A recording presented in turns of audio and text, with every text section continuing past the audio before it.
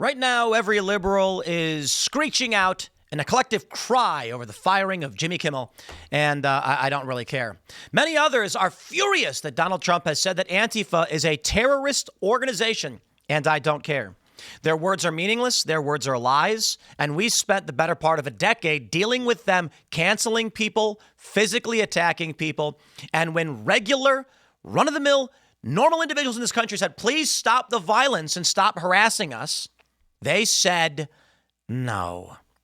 Crime has gotten terribly bad in many of these cities. They've been releasing criminals on gun charges while simultaneously calling for more prosecutions and more gun control. What they say makes literally no sense.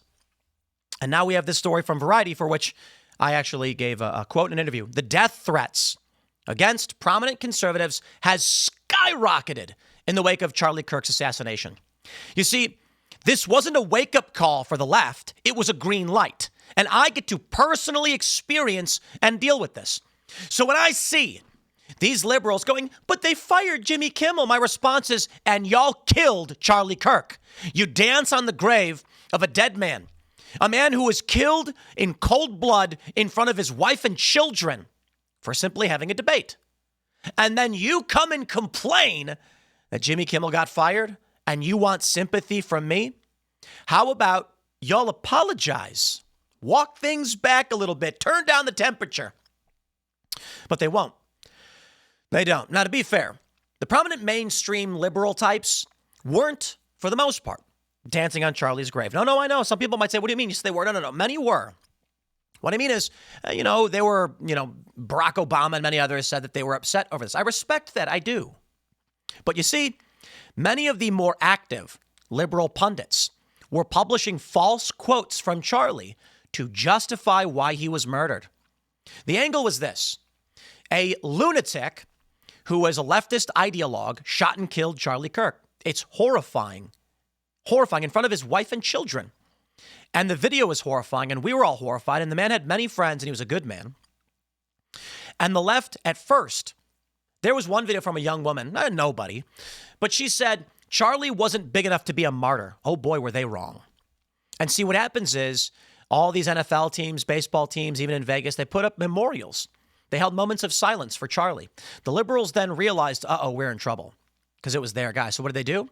They first tried making a lie that it was a groyper, that Nick Fuentes actually was promoting this, and because he wasn't far right enough.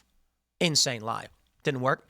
Jimmy Kimmel got fired for claiming it was a MAGA guy who killed Charlie Kirk. Well, largely, he also mocked Trump over the death of his friend, which is just insane. It wasn't working. The liberals realized they made a big mistake. So they tried to pivot. They started publishing false quotes from Charlie so they can say, hey, you're a liberal, right? You're mortified by the assassination. We look really bad. Don't worry. Charlie Kirk was evil. They weren't at this point celebrating the death because they knew it wasn't playing.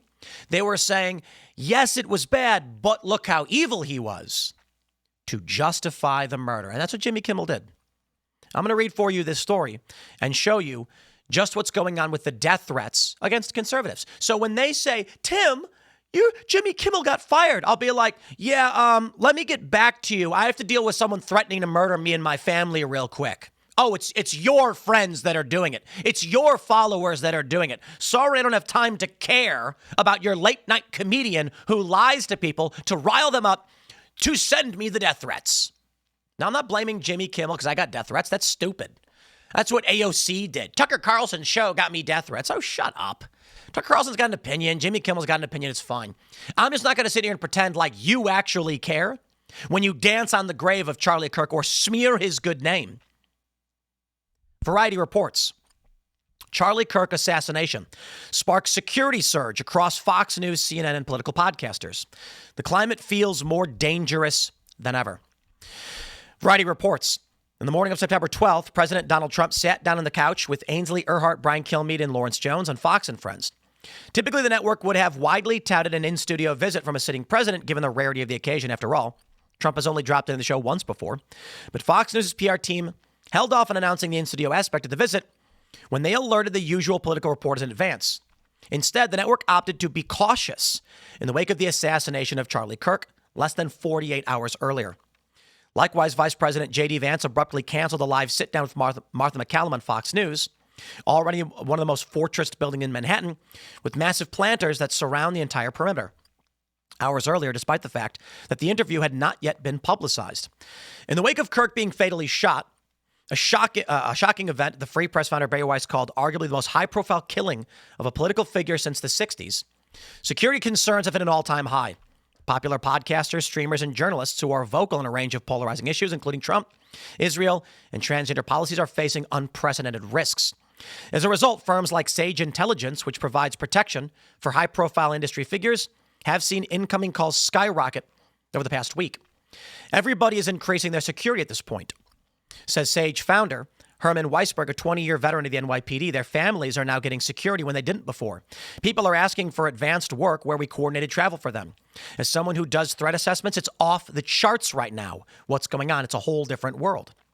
Conservative podcaster Tim Pool, conservative, says he's been swatted 15 times in the past year. She misinterpreted what I said, and I don't mean this in any way disrespectfully to Tatiana. It was a couple of years ago. This was back 2022 when we got swatted 15 times in that year. So this is 3 years ago. And that was before Kirk was killed by a rooftop sniper. Quote, I'd say a line has been crossed, but I think what's actually happening is it's just making more serious what we already knew and dealt with. Across social media, there are lists that people are publishing that are calling for my death, as well as Ben Shapiro, Candace Owens, Jack Posobiec, basically anybody associated with the right. There's a video with millions of views where a man says, y'all conservative podcasters are next. These things dance on the line of whether or not they're imminent threats. Almost all of it publicly visible. The problem we're facing is that at every step, there is a knowledgeable exploitation of the limits of the law to allow stochastic terrorism, which results in me having to spend millions of dollars to hire armed guards who patrol my property, surveillance cameras, trail cameras. I won't go into great detail about everything that we have, but we have seen an exponential increase in statements like this. As I've explained, what they do is, it's Tweedledee and Tweedledum death threats. If an individual says, you go do thing, crime. If someone says, guys, go take life of person, crime. But if someone says, I think Tim Pool deserves death, that's a protected opinion. It's very close to a death threat. If someone else then says, someone should do it, there he is. Whoa. You can't say someone should do it. There, so you see the context. What we have now is someone will say, I think these people should die. And the other person says, here's the address of person. What they do is they break the death threat into two independent statements. Go kill fascists. Hey, look, a fascist. Neither of those of themselves are death threats. And you can't prosecute an individual for making half a statement. But combine them and you get a Tweedledee, Tweedledum death threat. That's what they're doing. So when these liberals are like, Trump's designating Antifa, maybe when you guys stop threatening to murder me, I'll care what you have to say. When they go online and they're like, but Jimmy Kimmel had free speech, I'll be like, maybe when y'all stop threatening to kill me, I will care what you have to say. We are so far beyond this. I don't know what you want to call it. I don't know what you want to describe it as, but it is plain as day right here. There are friends that I have that I've known for decades. They're posting videos justifying the death of Charlie Kirk, and they're literally posting conspiracy theories that Charlie was murdered by Trump so that Trump could enact these sweeping reforms. It is insane, and it is offensive, and I don't even know how we carry on. When people that I've known, and I've maintained this for so long, I'm like, look, I have friends that are liberals in Chicago. I've known them forever, and they post these liberal things, and I'll argue with them, but we're still friends because we don't let politics get in the way. And then Charlie was murdered, and their response was, yeah, well, I bet Charlie's own friend killed him. And I'm sitting here being like, yo, I'm getting death threats nonstop. We have to have armed security guards. We did a security assessment. We can't properly secure our events. We're shutting them down. And people are saying, Tim, no, you should do them anyway. Guys, I'm not going to walk out into a battlefield with bullets flying. I'm just not going to do it. I'm assuming the people saying go do it are leftists. Tim, I know people are threatening to bomb or kill or shoot you. Maybe you should go stand where they're saying they're going to do it. Yeah, I'm not going to do that. Now, Ben Shapiro was saying he's not canceling his events, but to be fair, he's got great security, and his events are much different, and I think he's much better prepared for these things. We are not. And that's just me. And we announced we were going to do them, and then we did a security assessment, and like, we can't. So we got to figure out new venues. Some have suggested casinos, so that's a possibility. 2 weeks before Kirk was killed, Megyn Kelly announced her upcoming live tour on September 15th and said she will hit the road as planned. On September 15th said, we can make this safe for me. We can make it safe for you. We can make it safe for our guests. We're going to have a significant security. We've gone over it. We need bulletproof glass shields. I'm not kidding. We can't, okay, so bomb sniffing dogs, full pat downs and metal detectors, bag restriction. It's just the restrictions. You can secure these events. Don't get me wrong. It's expensive and it's insane. So we're like, I just think it's better we don't do it. I can't speak for Megyn Kelly and what she's doing. They go on to say that may be an understatement. One rep whose client list includes several high-profile conservative figures, says there have been a pronounced uptick in calls to and from the FBI over the past week. We have been submitting the death threats to the FBI. There are many. Meanwhile, progressive streamers like Hassan say they too are under siege. I know that if I were to be assassinated in a similar fashion, the right would erupt in joy. Piker told Politico after Kirk was killed. Piker, no, it literally wouldn't happen. Maybe now, perhaps. Maybe he's not wrong. I'm going to go ahead and say this. If anything were to have happened to any of these individuals, I ain't dancing on their grave. It's just not going to happen. An attack on someone like Hassan Piker would be a dramatic escalation, which will threaten the lives of me and my family, and I don't want to live that way. I don't want to live the way we have to live now. Who does? I want Hassan to be fat and happy, sitting in his bedroom saying stupid things. But you know what the problem is? Hassan, you have called for violence way too often or used innuendo to do so. You said things like in a video game, or it's just hyperbole, but you've used this imagery telling people to commit violence. So I don't know what to say for you, bro, but you were in the fray well before any of us were. But trust me, if anything happened to you, I would be upset. And if I watched a video, if that was you, Hassan, sitting in that chair having a debate, and I saw what happened to Charlie happen to you, I would cry. I literally would be upset. I think you're a silly dude. And I think you do bad things, but I would be terrified as to what it would mean if someone took your life or harmed you. Now, I can't speak for anybody else. That's just me. I don't want to see even Destiny have this happen to him. And I think he's a nasty, evil guy. I don't want people hurt. I don't want anyone to die. I'm against the death penalty. The last thing I want to see is any of this. And I would absolutely condemn any dancing on the grave of people like this. Even if it's Hassan, as bad as he is. And I mean it. They say Hen Mazig, an Israeli influencer and thought leader deep in Hollywood, says he was horrified by Kirk's assassination and subsequent celebration of it. He says it underscores the growing trend of normalized political violence. The climate feels more dangerous than ever, and the line between online harassment and offline violence is thinner than I have ever seen. So where are we right now? Ask the security professionals, and they'll tell you. This is it. I'm sorry. I can only really say that this is the opening of the Bleeding Kansas phase. Let me explain. Civil war, maybe not. I don't know. In Bleeding Kansas, you have people like John Brown going and killing people. We are not at the peak of a civil strife period, but we are in civil strife. That is academically agreed upon. There are standards set by academics as to what defines civil strife. The civil rights era was civil strife, but it never led to civil war. So I don't know where we go. With the assassination of Charlie Kirk and where we are now with the dancing on the grave of Charlie, I'll tell you, there was a thin line. The line has been severed. I'm gonna say, I genuinely mean this, okay? I go on my Facebook, and there are people that I've known my whole life, since I was a teenager, celebrating Charlie's death. How do I go to Thanksgiving with them? I can't. These are people that we'd hang out for the holidays. I'd invite them out here. I can't do it. I mean, some of them I may still try to say, come and talk. Let's not get this too bad. But the people who are celebrating this, calling for more, I can't believe it. I'm completely shocked. I'm like, I knew you were a lib, but this is so far beyond. Like, you realize you're saying I should die. Me, personally, I thought we were friends. So those lines, they're cut. What next? The death threats are escalating. And to be fair, yes, I think they're escalating on all sides. So where do we go? I do believe, personally, the left is substantially more violence. Let me show you a graph that I made, and it's based on real data. This is not a fabrication. I got this for you, and I'll explain what it is. And I'll show you why we have fears. So I posted it this morning, and here we go. I said, this is what violence rate looks like depending on political party. How weird. When you get rid of the fringe wackos and actually try and break down which political party is responsible for the violence. 2023 combined violent rates by party, the sum of cities. Democrats, 21,765 to Republican, 858. It's a bit vague. It's a bit nebulous. What do the numbers represent? They represent 2023 violent crimes, which is murder, aggravated assault, etc. And it is by political affiliation.